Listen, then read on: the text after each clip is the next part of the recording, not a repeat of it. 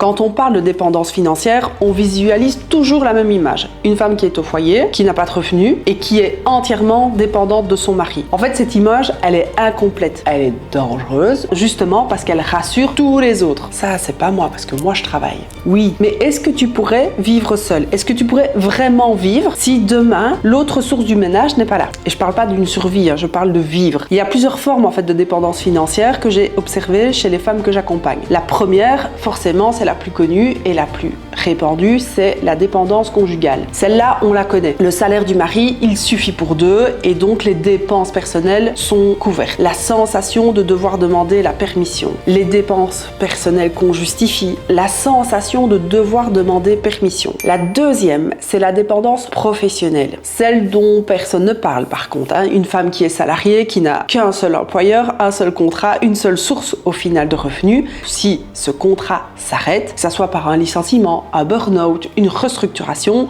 elle se retrouve exactement dans la même situation qu'une femme qui n'a pas ses propres revenus. La troisième, et c'est celle qui m'a touchée personnellement, c'est la dépendance associative. Croire qu'un accord professionnel, même signé, même verbal, même basé sur des années de confiance, sera toujours honoré. C'est pas toujours le cas. Chacune de ces formes a un point commun. Tu as remis une partie de ta sécurité entre les mains de quelqu'un d'autre. Et tant que ça ne craque pas, ça peut aller jusqu'au jour où ça craque.